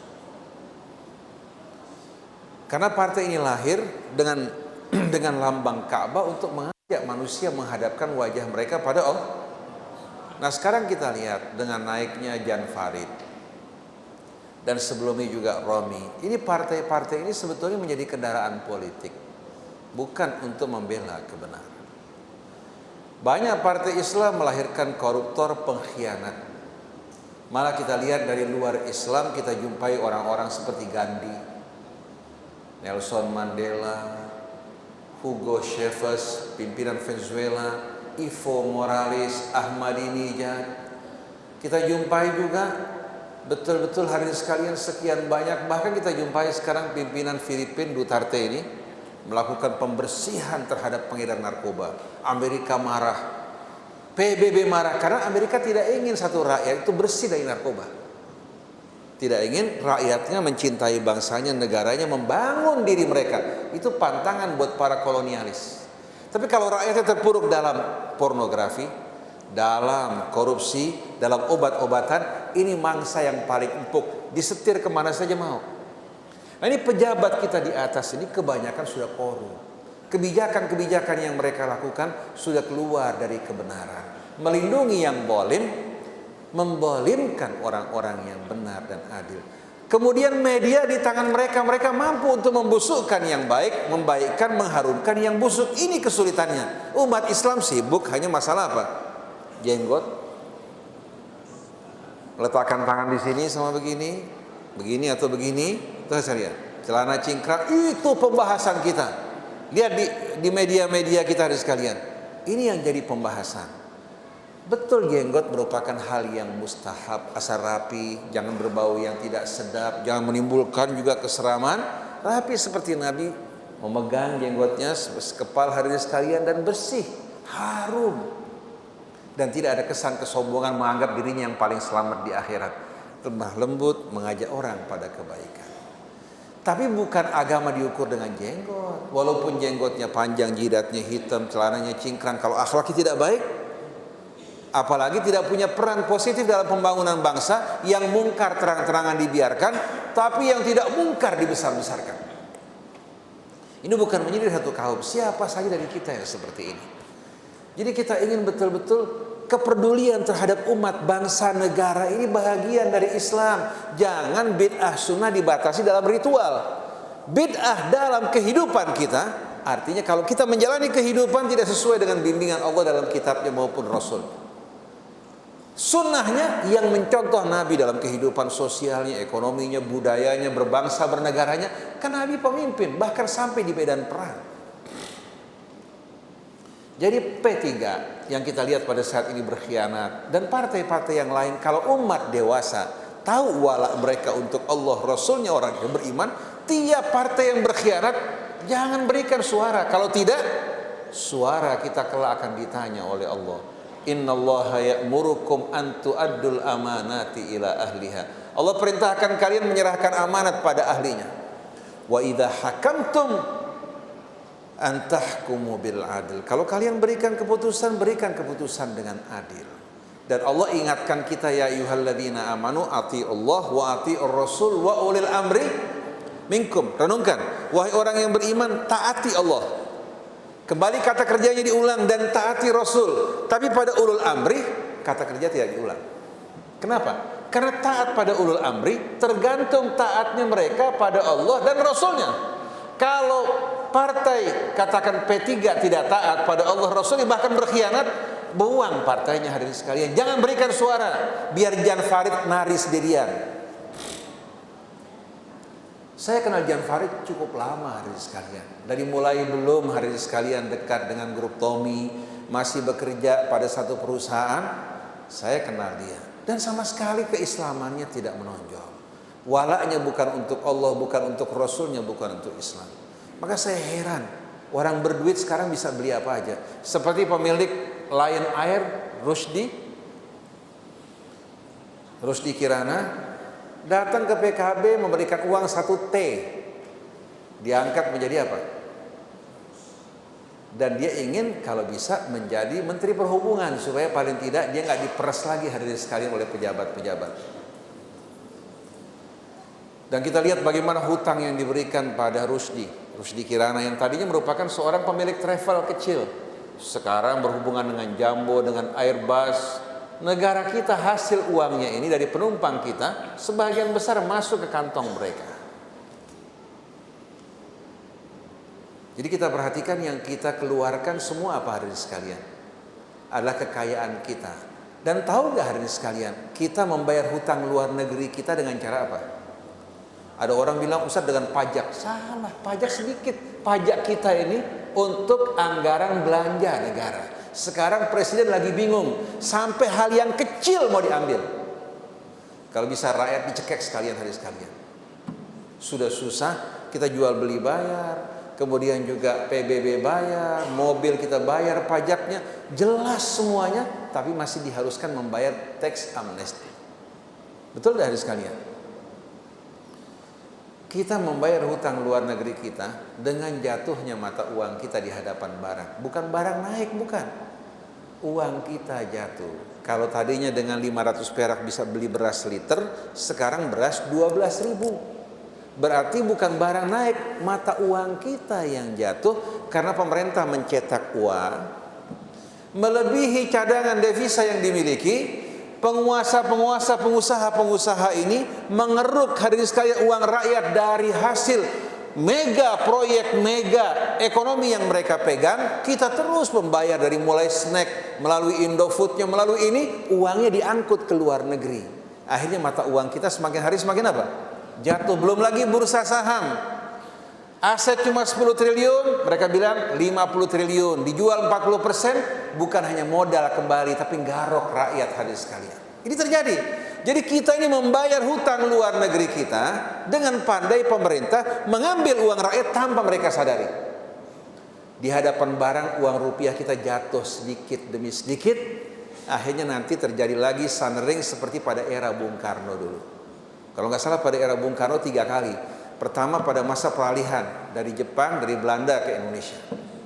Tapi pada masa Bung Karno dulu, rakyat diberikan uang. Pada saat terjadi kejadian tersebut, rakyat diberikan uang. Karena mata uang Belanda berubah menjadi mata uang rupiah, rakyat diberikan uang. Boleh tanya orang-orang yang masih mengalami kejadian tersebut. Orang yang bercerita pada saya, orang yang masih hidup. Jadi kita ini berada pada bubble ekonomi balon. Ditiup lama-kelamaan meledak. Rakyat kesian, diambil uangnya sedikit demi sedikit. Belum dari pajak, tapi yang paling jahat dari 2 hal. Yang pertama, jatuhnya rupiah kita di hadapan mata barang. Yang kedua, melalui bursa saham. Saya tahun 2003 beli tanah di daerah Cibubur. Harganya cuma sekitar 150.000, 175.000. Sekarang sudah 5 juta. Harga barang yang naik apa uangnya jatuh? Uangnya yang jatuh hadirin sekalian. Oleh karena itu kalau umat Islam membiarkan semua ini berlangsung tanpa mengontrol, dengan mudah kita mengalami pukulan yang luar biasa. Yang beruntung melalui pasar yaitu kita mengangkut uangnya ke luar negeri, menguasai perekonomian kita. Setelah itu kapan mereka mau, mereka bisa membuat harga barang naik. Mereka stop, mereka monopoli. Jangan jauh-jauh ibu mengeluh nggak cabai naik. Harga cabai bisa 50 ribuan sampai 60 ribu. Gaji orang kerja bangunan berapa? Kalau tukang 120 ribu, 150 ribu. Kalau kena kesian, buat beli cabai sama bawang habis duit. Kenapa? Karena dari mulai perkebunan cabai sampai kepada bawang dikuasai oleh mereka. Kemudian cabai-cabai tersebut pada saat panen dibeli, mereka simpan di cold storage, mereka tahan. Begitu cabai langka, mereka lepas di pasar. Begitu pula bawang. Ini sistem monopoli yang berbahaya ini harus dihentikan. Oleh karena itu pada era Soeharto dulu, dengan segala kekurangannya ada KUD, di mana hasil tani rakyat harus dibeli sama KUD dengan harga yang dipatok tidak merugikan petani. Walaupun agak sedikit tipis, masih ada keuntungan. Kalau sekarang orang nanam cabai, biaya 5.000 dijual cuma 3.000 oleh tengkulak. Kenapa? Kalau nggak dijual busuk, dijual dengan harga yang mereka patok. Kecuali kalau pemerintah menampung hasil-hasil semua itu untuk menjaga hak-hak rakyat. Jadi berkaitan dengan P3 tadi, dan partai manapun juga yang berkhianat, wajib orang yang beriman yang walaknya untuk Allah Rasulnya harus meninggalkan semua ini, menunjuk orang yang membela agama mereka, bangsa mereka, dan kehormatan mereka. Nah yang kedua berkaitan dengan demo. Kalau berdemo bahagian dari amar ma'ruf nahi mungkar untuk memperbaiki kondisi rakyat bangsa negara, itu wajib hukumnya. Tapi kalau berdemo amar mungkar nahi ma'ruf, haram hukumnya. Tergantung pekerjaannya. Kalau kita berdemo merusak, menimbulkan ketakutan pada masyarakat awam, meningkatkan bahkan berbagai macam dampak-dampak yang negatif, haram hukumnya. Oleh karena itu orang yang beriman di saat berdemo keluar, katakan seluruh rakyat Jakarta keluar bersama-sama, berbaris dengan rapi, meminta kepada yang berwenang untuk memenuhi keinginan mereka. Karena demokrasi kan berasal dari rakyat. Mereka bertanggung jawab di hadapan rakyat, bukan rakyat bertanggung jawab pada mereka. Kalau rakyat minta pemimpin yang tidak sesuai dengan kepentingan rakyat ditukar, mereka harus mengikuti proses demokrasi yang mereka buat dong. Betul enggak? Tapi dengan cara yang santun, jangan merusak. Jadi kita ingin malah seluruh Jakarta keluar, bapak-bapak, ibu-ibu, anak-anak. Kalau keluar semuanya, insya Allah nggak ada orang bakal milih Ahok.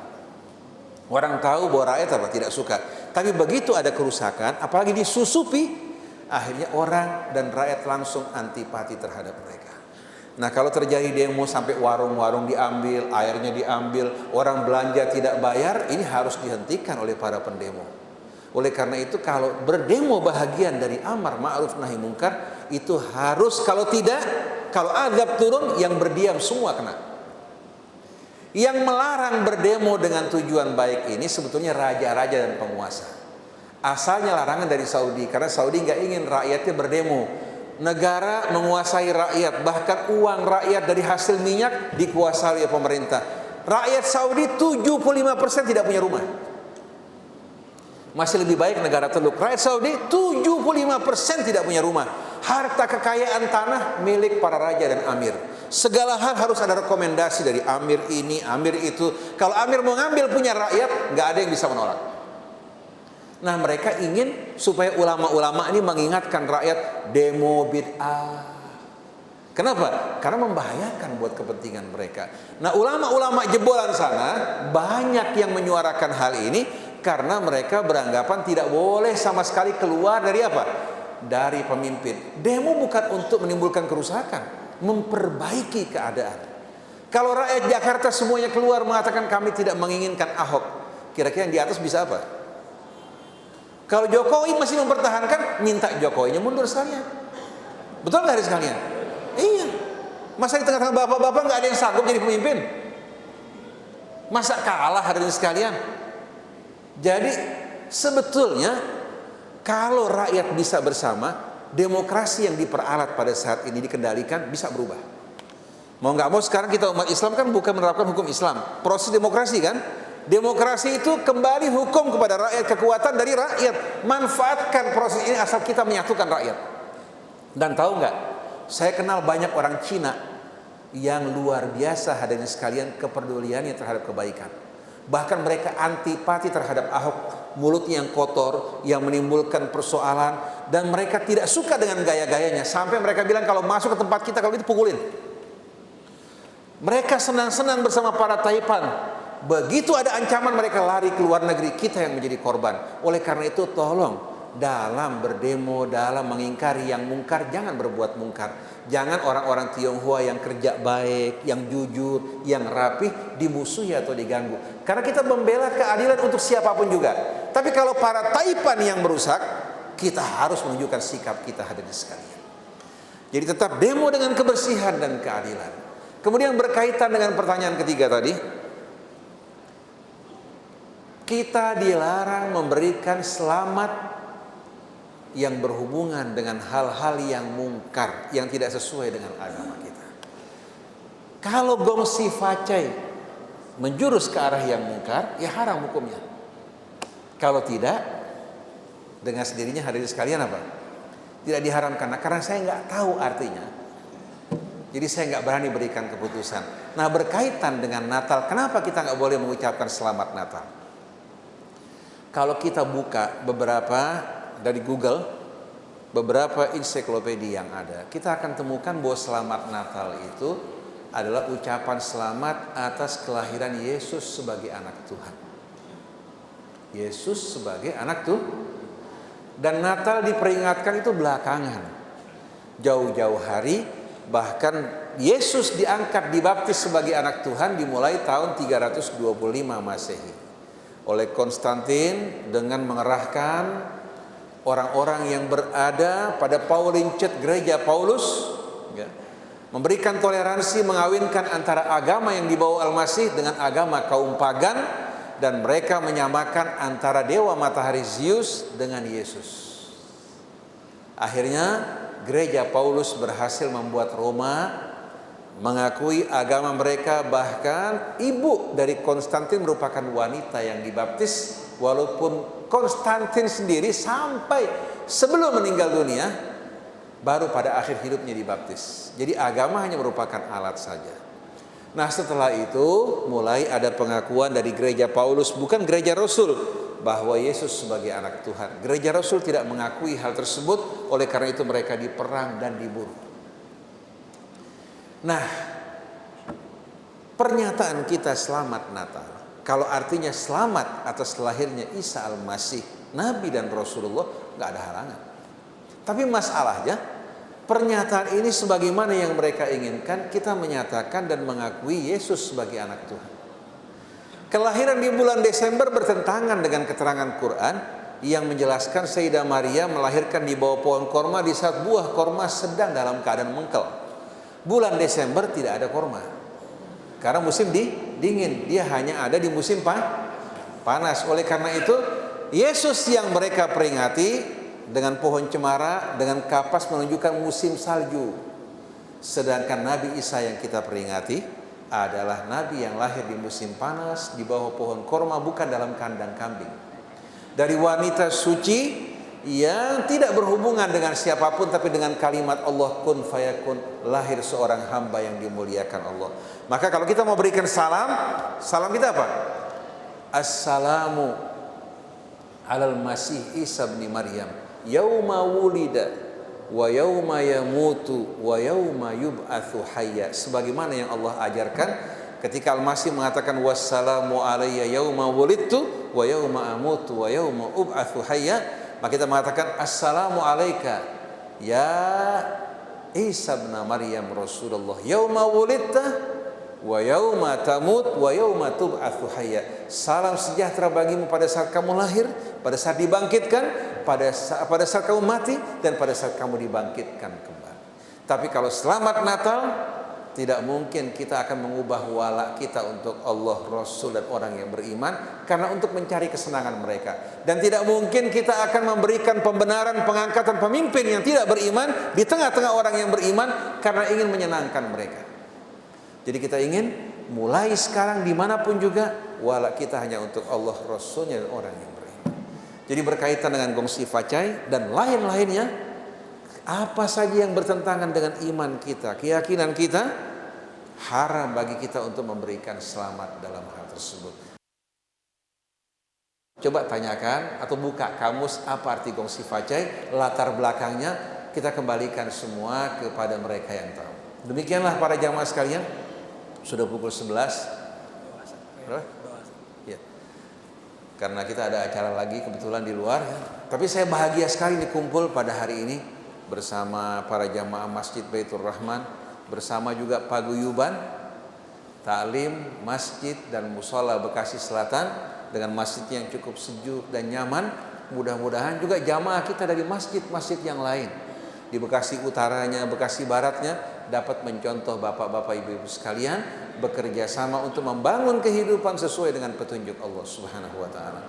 Bismillahirrahmanirrahim. Alhamdulillahirabbil alamin. Allahumma salli wa sallim ala sayyidina wa nabiyyina Muhammadin wa alihi wa sahbihi wa sallim. Ya Allah, ya Tuhan kami, sungguh kami selama ini telah berbuat aniaya terhadap diri kami, terhadap keluarga kami, terhadap masyarakat kami, terhadap bangsa kami. Apabila Engkau tak mengampuni kami, ya Allah, melimpahkan rahmat-Mu atas kami, niscaya kami akan tergolong dari orang-orang yang merugi. Ya Allah, ya Tuhan kami, ampunilah dosa kedua orang tua kami, guru-guru kami, saudara-saudari kami yang telah mendahului kami dengan keimanan. Ampunilah ya Allah saudara-saudara kami yang masih hidup bersama kami. Berikan petunjuk bagi kami. Angkatlah pemimpin yang beriman padamu, yang berpegang pada tali-Mu, yang memimpin kami untuk membangun kehidupan kami sesuai dengan petunjuk-Mu, menegakkan keadilan, membimbing kami untuk mencintai apa yang Kau cintai dan menjauhi apa yang Kau benci dan Kau murkai. Ya Allah, ya Tuhan kami, bantulah kami untuk senantiasa mensyukuri nikmat-Mu yang Kau limpahkan atas kami, atas kedua orang tua kami, dan bantulah kami untuk mengerjakan amal-amal soleh dengan sisa hidup kami yang amat berharga ini, ya Allah. Perbaikilah anak-anak keturunan, sucikan akhlak mereka, jiwa mereka, perbaiki perilaku mereka, ya Allah. Jadikan mereka orang yang taat padamu, berjuang di jalan-Mu, dan berbakti kepada ayah ibu mereka. Jadikan mereka orang-orang yang berguna, ya Allah, bagi hamba-hamba-Mu. Dan hiasilah hidup kami dengan akhlak dan kebaikan mereka. Dan kumpulkan kami kelak, ya Allah, bersama Nabi-Mu. Demikian pula keluarga dan para sahabatnya dan nabi-nabi, rasul-rasul yang Kau utus sebelum Nabi kami. Ya Allah, ya Tuhan kami, jadikanlah kami, ya Allah, orang-orang yang mencintai keimanan, dan hiasilah keimanan dalam hati kami. Dan buatlah kami membenci kefasikan, dan bantulah kami untuk menjauhinya, ya Allah. Ya Allah, senantiasa syaitan mengintai kami, baik dalam kesendirian maupun dalam keramaian. Kau biarkan dia mengalir bersama darah kami, membisik-bisikkan kami, ya Allah.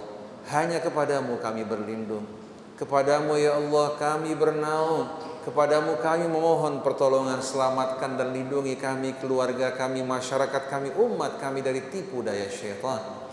Ya Allah, ya Tuhan kami, jadikanlah kami dari bala tentara-Mu yang Kau janjikan kemenangan bagi mereka. Jadikanlah kami, ya Allah, bersatu semua dalam partai-Mu yang Kau janjikan betul-betul keberuntungan bagi mereka. Dan masukkan kami ke dalam golongan aulia-Mu, wali-wali-Mu yang Kau berikan petunjuk, penerangan, dan keluarkan kami dari kegelapan. Masukkan kami ke dalam petunjuk-Mu, dan kumpulkan kelak kami bersama para kekasih-Mu. Rabbana atina min ladunka rahmah wa hayyi' lana min amrina rasyada. Rabbana taqabbal minna innaka antas samiul alim wa tub 'alaina innaka antat tawwabur rahim. Walhamdulillahi rabbil alamin. Wassalamualaikum warahmatullahi wabarakatuh. Assalamualaikum. Alhamdulillah, terima kasih Ustaz Husin Hasan Alatas. Jazakallah khair. Kita doakan Ustaz Husin selalu sehat agar terus dapat memberikan ilmu kepada kita semuanya. Baik hadirin dan hadirat yang dimuliakan Allah dan juga pendengar Radio Silaturahim dan pemirsa Rasil TV dari Masjid Baitur Rahman Pondok Cikunir, kami mengucapkan terima kasih atas perhatian Anda semuanya. Saya Muhammad Krishna, Zain, kemudian juga Sandy, Imron dan Arifin, juga Candi Purnama mengucapkan wabillahi taufiq wal hidayah. Wassalamualaikum warahmatullahi wabarakatuh.